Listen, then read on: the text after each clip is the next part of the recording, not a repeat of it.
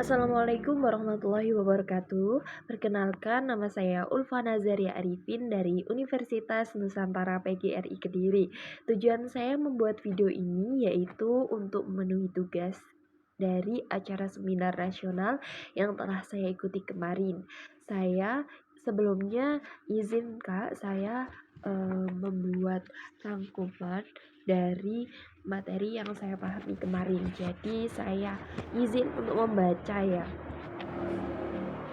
Untuk materi yang pertama yaitu mengenai perspektif psikologis dan kesehatan terhadap pergaulan bebas. Pergaulan bebas merupakan interaksi sosial dan seksual tanpa adanya batas, serta hilangnya norma dan komitmen dalam diri seseorang. Pergaulan bebas dapat terjadi karena beberapa faktor, yaitu faktor internal, faktor eksternal, faktor makro, dan faktor mikro. Faktor internal yaitu dorongan dari dalam diri seseorang, meliputi rasa ingin tahu yang tinggi, kontrol diri yang rendah, kemudian krisis identitas atau masih sulit untuk menemukan jati diri.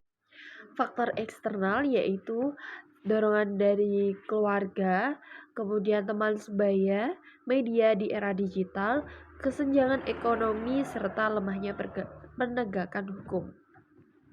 Yang ketiga yaitu faktor makro, terjadi pada era digital di mana minimnya pendidikan seksual yang mengakibatkan remaja menjadi sulit untuk memahami konsekuensi yang dilihat dari konten-konten di media sosial.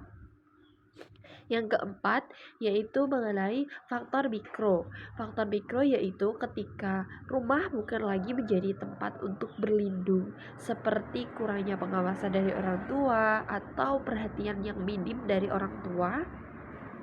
Kemudian terjadinya konflik dalam keluarga, pola asuh yang terlalu ekstrim, kemudian tidak hanya dari orang tua atau keluarga, namun dari teman juga menjadi salah satu faktor mikro di mana terjadinya pergaulan bebas karena tekanan yang diterima dari konflik dari kelompok atau dari circle, sehingga menjadi pendorong remaja untuk melakukan gaya hidup yang beresiko.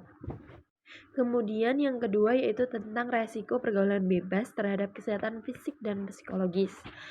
Faktor-faktor penyebabnya yaitu pengaruh dari teman sebaya, pengaruh dari media sosial, rasa ingin tahu yang tinggi, kemudian kurangnya wawasan dari orang tua. Hal semua tersebut akan berdampak pada kesehatan fisik dan psikologisnya. Dalam kesehatan fisik akan mengakibatkan terjadinya penyakit seperti penyakit seksual atau disebut dengan HIV atau AIDS, kemudian kehamilan yang tidak direncanakan, kemudian gangguan kesehatan pada reproduksi, serta resiko komplikasi pada kesehatannya di kemudian hari. Dampak yang terjadi pada kesehatan psikologisnya yaitu terjadi stres, kecemasan, depresi, dan akan terjadi pula tekanan pada mentalnya.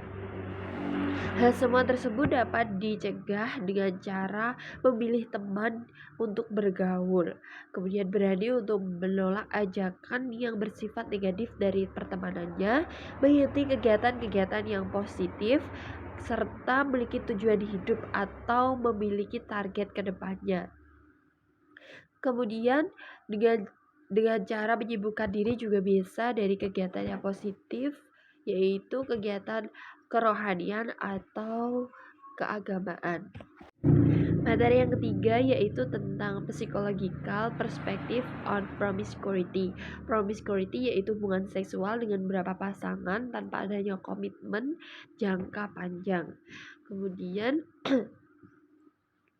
hal tersebut atau promiscuity dapat terjadi dan rentan dialami oleh mahasiswa dikarenakan proses transisi dari remaja menuju dewasa awal, di mana dewasa awal itu masih memiliki proses adaptasi ya.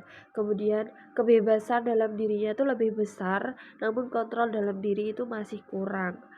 Kemudian pengaruh dari pertemanan yang kurang positif, kurangnya pengawasan dari orang tua.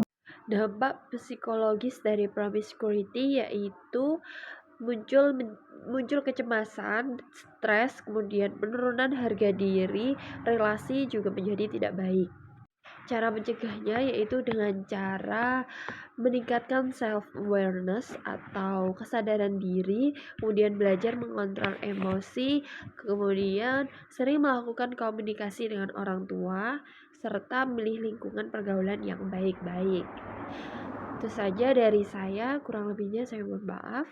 Sekian, wassalamualaikum warahmatullahi wabarakatuh.